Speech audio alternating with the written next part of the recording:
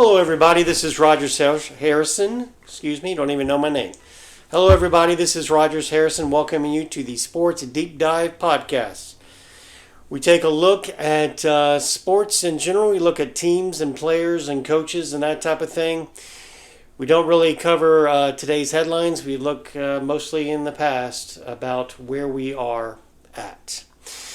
I'm joined periodically by Brian Kaparik, host of Random Things with BK. You can catch the Random Things with BK show on YouTube or TikTok or Instagram. Hello, Brian.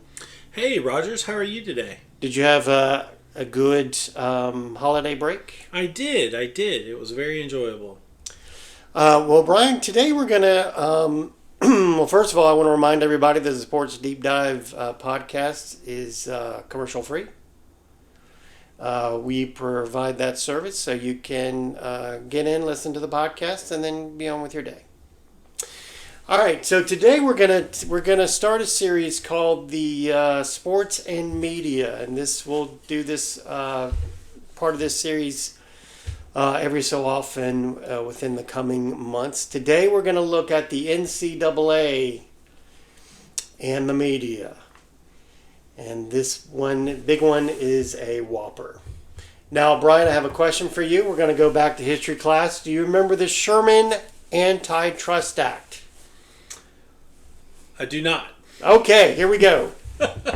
For all your history buffs out there, here we go. The Sherman Antitrust Act of 1890 is a federal law that prohibits unfair monopolies and promotes competition for consumers.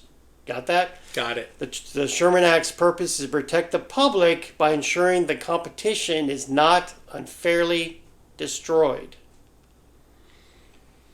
All right, so a little facts about the Sherman Antitrust Act. It's named for Senator John Sherman of Ohio, who was the principal author of the law, and he was the chairman of the Senate Finance Committee. I can't speak today. Senate Finance Committee. Sherman Act was the first antitrust law passed by Congress and was based on the constitutional power of Congress to regulate interstate commerce. And again, this came about in 1890. Violations of the Sherman Antitrust Act can be prosecuted criminally or civil court, right?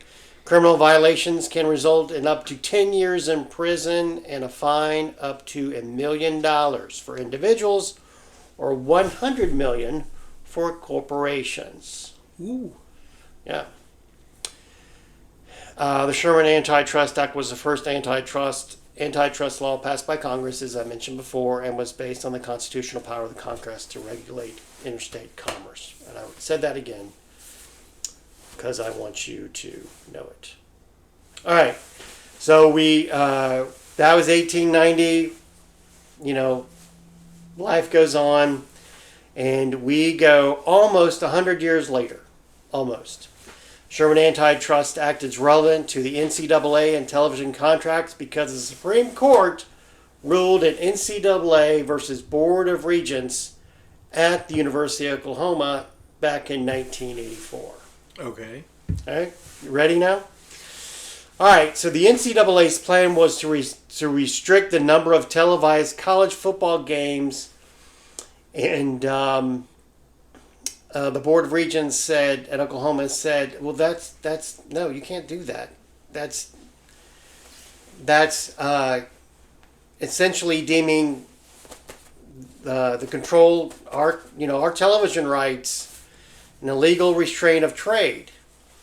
You know, people want to see the Oklahoma Sooners. Right. I you mean, can't tell us how many games we can play. Yeah. Supreme Court ruled that schools owned their media rights. Now, keep that in mind. Schools own their media rights because that's going to come in play. Oh, yeah. Because you're probably fast-forwarding in your mind and saying, now. Well, but no, conferences. Wait a minute. Just hold on. Keep your shirt on, Brian, please. All right. I'll do it for now. All right. Side note, University of Georgia was also suing as well, and the ruling in this case applied to all the cases, so it applied to the Georgia case. Okay. All right. So again, the key points. NCAA had a plan to limit the number of televised football games in which schools could televise games, effectively controlling the market for college football broadcasts. The ruling. The Supreme Court ruled that this plan violated Section 1 of the Sherman Antitrust Act, which prohibits unreasonable restraints of trade. The impact. The decision significantly impacted the college sports world as we know it, allowing individual schools to negotiate their own television contracts and giving broadcasters more flexibility in acquiring rights to their games. And there it begins. All right. Now, are you with me? As in the words of the Eagles, are you with me so far? I'm with you so far. All right. You got any questions for me? So, I'm sure you're probably going to get around to this, but back in that time then, the conferences obviously weren't involved yet. And every school is able to control their own media rights at that point. No. I mean, this is 1984. Right. Before 1984, and I'm going to get to it more, the NCAA controlled it. But Oklahoma and Georgia said, wait a minute, you can't control our media rights. Yeah. Okay. All right, I'm with you. All right, so here I'm gonna go through like a history of the NCAA and TV. Right. Okay. 1919, the first college football game on TV was between Fordham and Waynesburg, broadcast by NBC. Fordham is up in New York, and I believe Waynesburg is in Pennsylvania. I think so. I think you're right. So I'm sorry, did I say 1919? I meant 1939. There was no TV. Yeah, I was going to say. Come on, Brian. 1939, the first college football game, Fordham and Waynesburg, broadcast by NBC. The 1951, the first coast-to-coast broadcasts of a live sporting event, Duke versus Pittsburgh football game. Nice. 1952, a year later, the NCAA allowed one national game to be broadcast each week. So think about that. Think about now where you got wall-to-wall and you can see anybody you want. You can see an FBS school. You can see a Power 4 school. You can see a Group of 6 school. You can see an FCS school. You can see anybody. But right? Back then, it was one national game. Yes. And it was probably always Notre Dame and somebody. I'm just kidding. Probably Notre Dame. And then during the 80s, you might have seen Miami. Right. I remember growing up, every Saturday night, CBS it seemed like they had Miami every week. Like, oh, Miami. Taking on Notre Dame. For the 5th time this season. Yes. In 1955, the NCAA increased the availability of regional games. So, if you were, Michigan fan, you're a Michigan fan living in Tennessee, 1955, you may not see your Wolverines. Ever. You may have to settle for watching the Vanderbilt Commodores or the Tennessee Volunteers, and you would be like, I don't like this. I want to see my blue.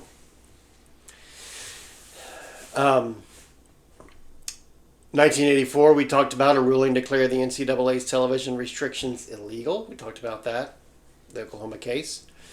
1996, ESPN exclusively televised the Women's Final Four in basketball. Okay. All right, that. 2014, the American Sports Network was launched to syndicate basketball games. We're talking about, NCAA is what we're talking about today. Now, here's the thing. The NCAA's television restrictions were originally in place to protect attendance. And when we talk about the NFL version of the NFL and media, that's going to be their defense as well. We're protecting attendance. We want people to come see the Tampa Bay Buccaneers in their creamsicle uniforms. Now, the exposure from these televisions, from these televised events, as you can imagine, was lucrative for universities, Right. kind of like they are today. Yep. And so the NCAA eventually relented to pressure from conferences. So as as we talked about, you can wall-to-wall football. Oh, yeah. And even during this time of year, wall-to-wall college basketball. Exactly. And again, you can see... well, and then you think about it, like now you can see college soccer, you can see college hockey, you can see lacrosse. Like, not wall-to-wall like you can in the major sports, but you can see way more college sports now, where those sports probably never even got shown back in the day. Right. One thing to think about is that we talked about how all the schools were in charge of their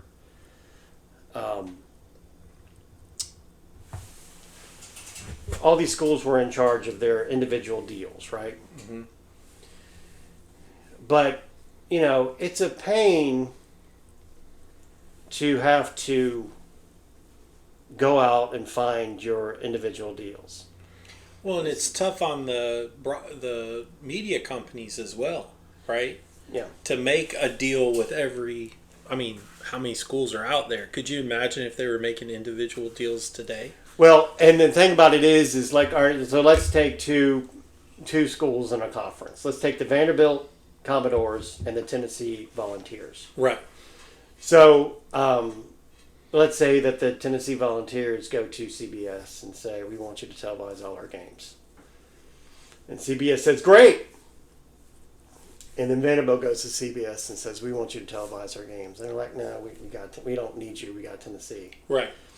And so Vanderbilt, looking around, goes to NBC. Nope, sorry, we've got Alabama. Or, goes to ABC. Nope, we're going to do Oklahoma games in Texas or whatever. So Vanderbilt has to settle for the CW. And I'm just, using these type of things. Yeah. So basically, these schools were running into these roadblocks and going, this is hard. And so they kind of signed away their rights to the conferences. Right. And so then the conference, like the pro sports, Major League Baseball, negotiates for all the teams. Negotiates for all the teams, right. With Fox and stuff. The NFL, the NBA, you got it. So these schools basically said, we'll sign them over to you, conference. And so that meant that everybody in that conference had the same deal, had the same TV partner. Right. Even though that, Tennessee or Alabama is more popular than Vanderbilt or Mississippi State, if we're talking SEC. All right. So let's take a look at all of these contracts, if we can. Woo! All right, the NCAA men's basketball tournament television contract.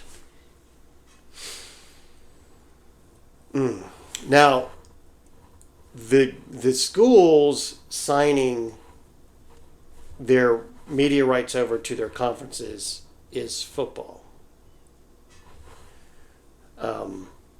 The NCAA still controls the basketball tournament as a whole. The actual tournament. Yeah. Right. In fact, it's their tournament. It's their moneymaker. Right. All right. In 2018, the NCAA signed a media rights extension with CBS and Turner Sports to air the NCAA men's basketball tournament through 2032. Okay. The original contract was inked in 2010 for 14 years at $10.8 billion. $10.8 billion. That's billion with a B, Brian. And would have expired in 2024. And now they've... now that's $10.8 billion over the life of the contract, right? That's correct. CBS and TBS alternate coverage of the Final Four, with TBS having the semifinals and championship games in 2018, 2020, 2022, 2024, 2026, 2028, 2030, and 2032. So we're in January of 2025, so in a few months, CBS will have the championship game. The 8-year extension was worth $8.8 billion, making the per-year average $1.1 billion. Nice. Yeah. Now, does the NCAA, do they share any of that with the schools, the conferences? Well, yeah.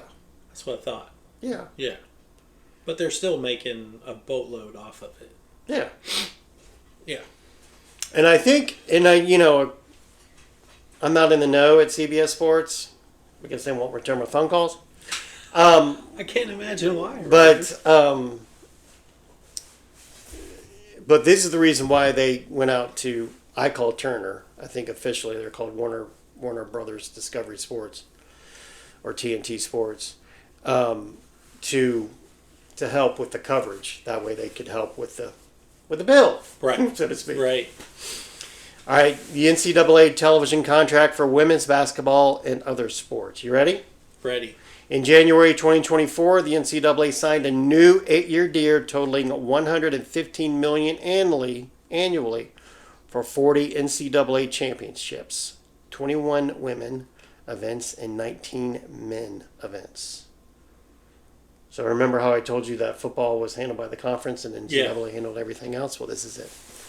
The agreement began on September 1st, 2024, includes international rights to Division I men's basketball tournament, expanded coverage of D2 and D3 championships, and full rights for the National Invitational Tournament and the Women's Basketball Invitational Tournament.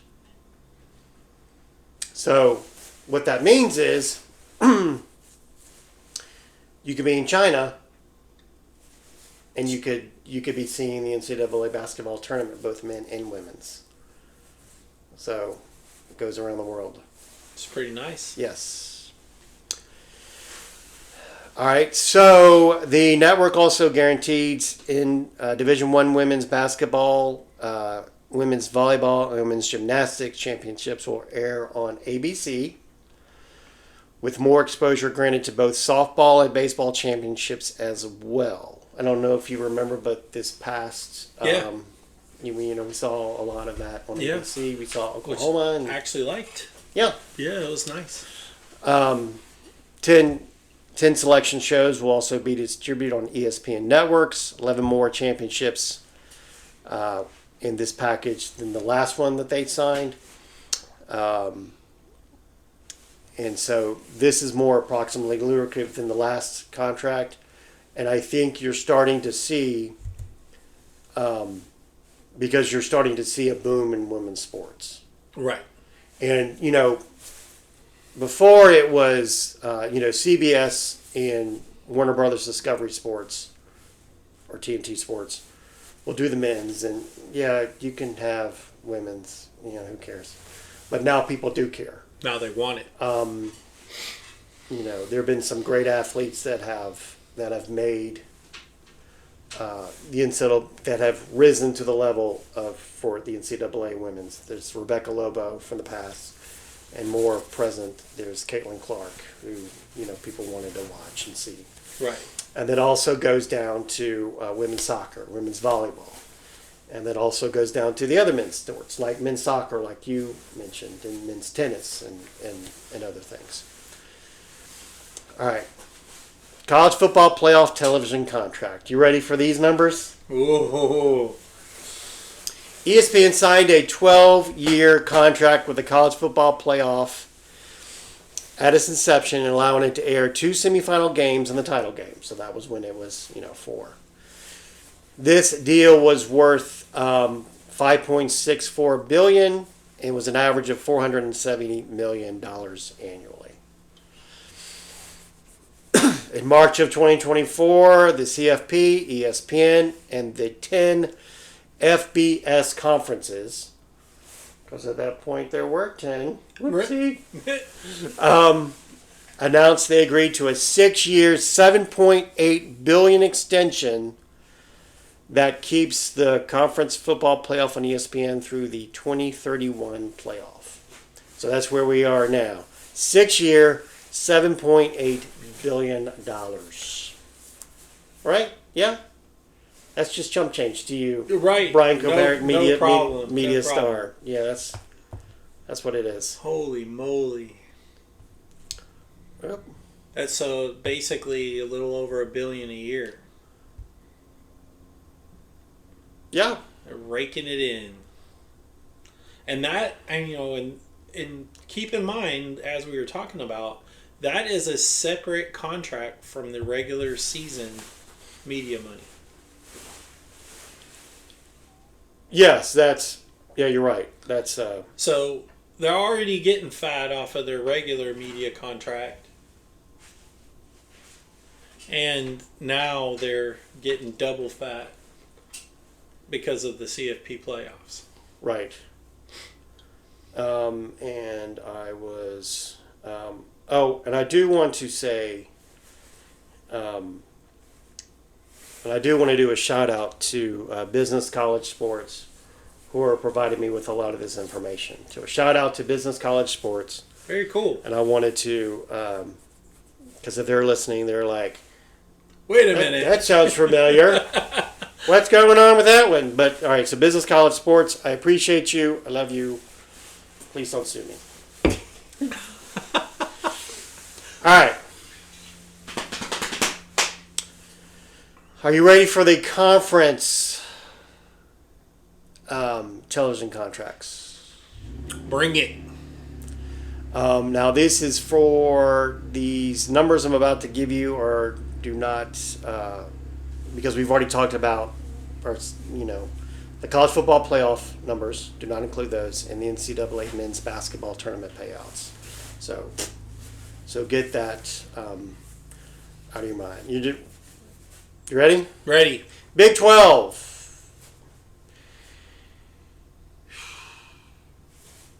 First deal expires 2024, 2025 at the end of this year. The new deal starts in next year, 2025 to 26, and then runs through 2030 to 31. So Okay. it's a 6-year deal. Worth $2.6 billion for 13 years for deal expiring in 2024-25 with ESPN and with Fox FS1. 2.28 billion for the deal running 2025-26 through 2030-31. So the deal next. That's also with ESPN For the next 6 years. and Fox. So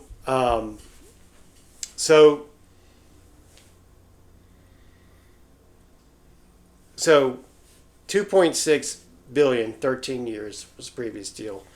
2.28 billion for 6 years. So a lot more. Yeah, and they got a little more, and this is the Big 12. Per year average is it was 220 million for the current deal, and that'll be 308 million for the deal running 2025, 26 through 30, 31. So get out your calculators. 380 million with how many schools are there now in the Big 12? 14. Something like that. Yeah. Well, there you go. Whatever that math is. Oh, here it is right here. Per school, per year average, it was 22 million before, and now it'll be 31.7 million for the current deal. They do not have a conference network. Now, I want to remind people of a previous sports deep dive podcast about Notre Dame. Yep. And their numbers. Notre Dame has their little deal with the with NBC Sports for football, which I believe was for $50 million a year. Yeah, I was gonna say it's in that 50 and million then range. for everything else, they have their programs in the ACC except hockey. They're the Big Ten for that, and the ACC gives them an additional $17 million, so they get $67 million. Yeah. So that just and hey, like a big shout out to that Notre Dame podcast. If you guys haven't heard that, you should go check it out, because if you've ever been wondering why Notre Dame won't join a conference, If you listen to that podcast, you'll know. Yep. Football, real quick. ESPN, the top four. They were still with the Big 12. Football, ESPN, top four football picks each season. Fox FS1 will have 26 football games per season, and the football championship game is on ESPN. Basketball regular season, Fox FS1. The new deal will give Fox rights to Big 12 basketball games for the first time. We're not sure about how many. And then the basketball championship game, the tournament, will be on ESPN. All right, you ready? Ready. You know what we're going to talk about now? Big 10? Yeah, we're going to talk about And Big 10. Big 18? Big 10. Their deal expires at the end of the 2029-2030 academic year. The deal is worth $8.05 billion. Fox, FS1, CBS, NBC, and the Big Ten Network. Per year average is $1.15 billion. Per school per year average $71.875 million. Michigan makes $71.875 million a year. So does Northwestern. So does Indiana. So does USC. Yep. So does Ohio State, and they spent most of it on NIL. They do have a conference network. Yep. It's the Big Ten Network, which, my personal opinion, is the model for conference networks. It is a good... I don't think anyone does it better than the Big Ten. I don't either. Big Ten Network is 61% Fox, 39% Big Ten Conference. Football regular season, Fox FS1 will broadcast up to 27 games in 2023, then up to 32 games per season from 2024 on. CBS will broadcast 7 games in 2023, then 14 to 15 games per season starting in 2024. Fox will have the noon window, as you know, Eastern Time. CBS has the 3:30 p.m. Eastern window. NBC will broadcast 16 games in 2023, then 15 games per year from 2024 on. And they will have the primetime window, usually 7 p.m. Eastern on Saturday night. They will carry a primetime game on Black Friday. And then they also will have some streaming games on Peacock. Ah. Peacock will exclusively stream 4 conference football games per season and 4 non-conference games. So that big Central Michigan matchup might be on Peacock. Uh-oh. Yeah. Football championship game, Fox will broadcast in 2025, 2027, and 2029. CBS will broadcast this year, 2024 and 2028. NBC will broadcast in 2026. You liking what you hear so far? I like that we're getting all that money. Yeah. I just wish some of it was coming my way. 71 million a season. Per school. That's what I'm saying. Yeah. Per school. Like, I mean, it's out of control.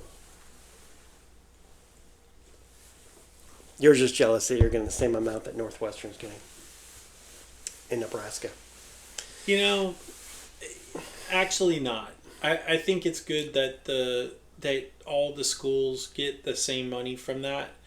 Mainly because I think that it helps with the competitive. They can't say, well, we don't have any money, so we can't be competitive, right? Now, what are you using your money for, Vanderbilt? But just, like... if you're Nebraska and you're getting $71 million for your football contract, then you should be able to be competitive. Let's talk basketball, shall we? Let's do it. Big Ten Network will carry at least 126 men's basketball games per season, including the 4 Thursday games and the 4 quarterfinal games of the Big Ten men's basketball tournament. CBS. Last year they carried 11 regular season basketball games. And they will start carrying. This year they'll have 15 games. 13 of those will be conference games from 2024 on. The big tournament semifinals and the championship games, as well as the women's basketball tournament final. Peacock will stream 32 regular season men's basketball games. They did that last year. 47 games this year on, plus the big tournament's opening night doubleheader. 30 regular season women's basketball games, and 20 conference games. Fox FS1 will carry at least 45 regular season men's basketball games per year. So if you're a fan of the Big Ten basketball, chances are you're going to be able to see them between the Big Ten, CBS, NBC, Peacock, and Fox. Right. Like there's FS1. no game that's not going to be on. Right. Right. Yeah. You want to watch that Northwestern Loyola Chicago game? I don't. Peacock probably has it for you. I'm sure. Yeah. I'm sure. All right. You ready for that Southern Conference? Oh, the SEC. The bullies. The views of Brian Koperick are not of this particular host. Oh, you think that too. Don't even lie. Rogers Harrison tries to pretend like he is neutral on this podcast. However, he is not. The SEC, the current deal with ESPN expires in 2033, 2034. So, basically around the same time as the Big Ten. That's going to be a tough year for media outlets. Like, you know what I'm saying? Like, that little period of time when they have to renegotiate with the Big Ten and with the SEC in 30-32 and 30-34. That's going to be tough. Well, I mean, they're on different networks. So, yeah. Still, it's going to be money. Go for it. All right. First tier rights. And now that we're getting into tiers. First tier rights, $6 billion from ESPN for 20 years through the remaining of their contract, right? The 2033-34. Okay. Hold on, I just lost my place.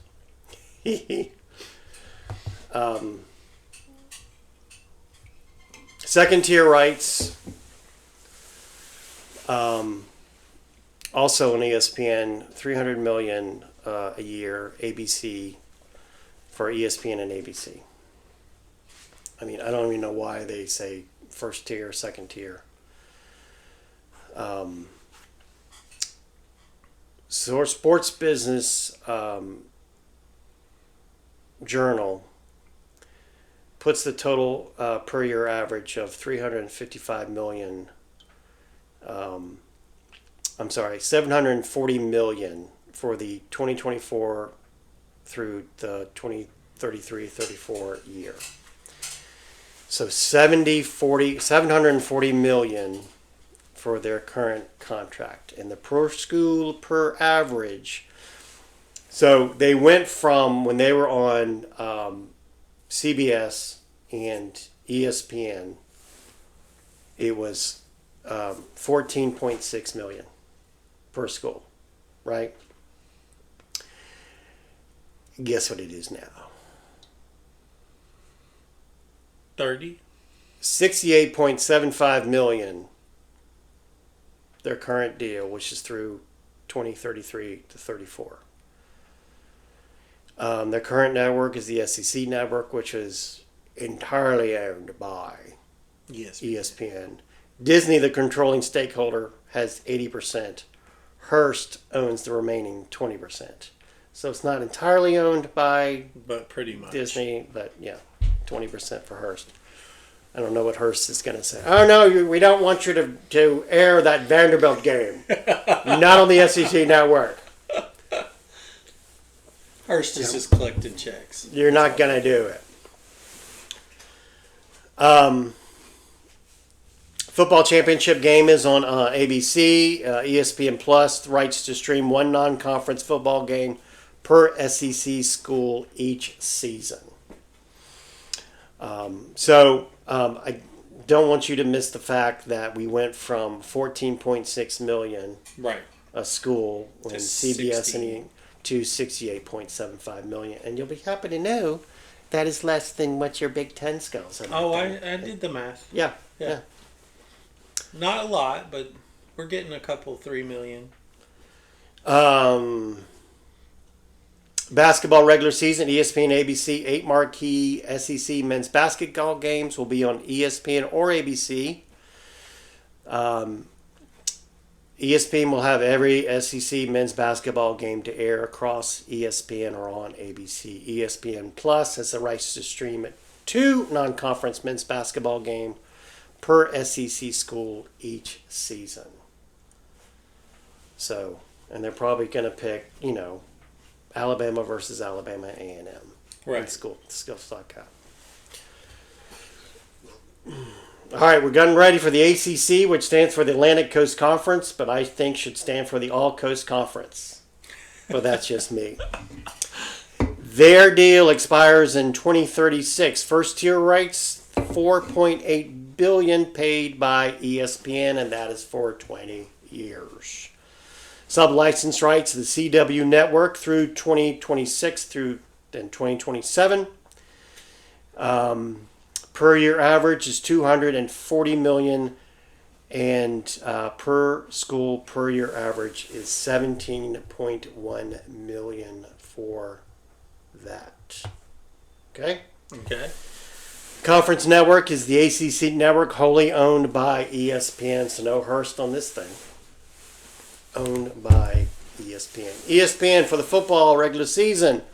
All regular season football games except the 50 sub-license to the CW. CW has 13 football games per season in the afternoon and prime time through 2026 through 2027. The football championship game is on ESPN/ABC. ESPN has all the regular season basketball games except the 28 games that are on the CW.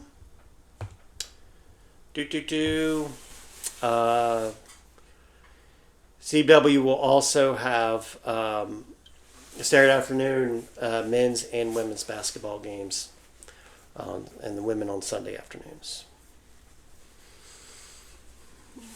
All right, the Pac-12 deal has expired. As you know, the deal expired in 2024. They were being paid $3 billion between ESPN and Fox. Per year average is $250 million, and per school was $20.8 million. So one of the demises of the Pac-12 is they were trying to raise that 20.8 because of the Big 12's new deal, ACC's current deal, and then the Big Ten and the SEC. They're like, we need some money in our coffers, and that kind of led to their demise. Right now, I do know that there is no Pac-12. Currently, there is no Pac-12 basketball conference because Washington State and Oregon State are playing in the West Coast Conference for basketball until the Pac-12 is restarted in 2026.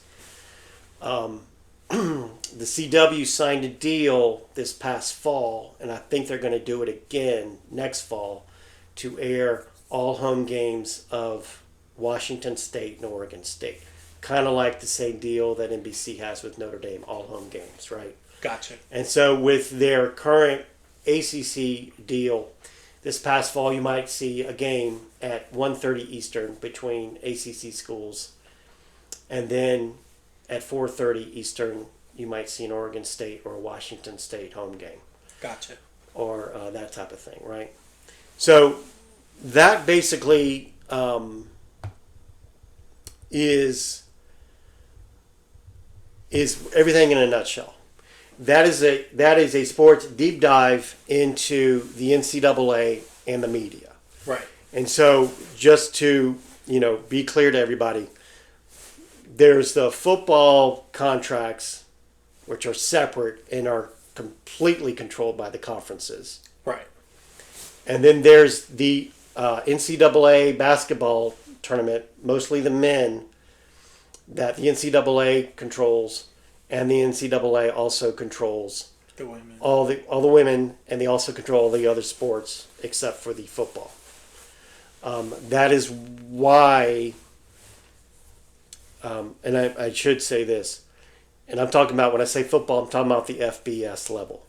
Right. And if you're not familiar between FBS and FCS, we also did a podcast on that. We did. Between FBS and FCS. If you notice, the FCS championship game is sanctioned by the NCAA. But since the conferences control the FBS, that's not really sanctioned by the NCAA, if that makes sense. But yeah, that's it. That's it in a nutshell. I know that's a lot of information. A lot of money moving around. It's It's pretty amazing. So, like I said, this is going to be an ongoing series, and every so often we'll have sports and media with the other properties, the NFL, the NBA, Major League Baseball, even the NHL. We might look at Major League Soccer's and their TV deal with Apple. So we hope you enjoyed this past fall with our podcast episodes. We hope you'll be with us this winter and going into the spring. We plan to bring you. We'll have a couple of interviews, maybe. Yeah. We will look at Lord Stanley.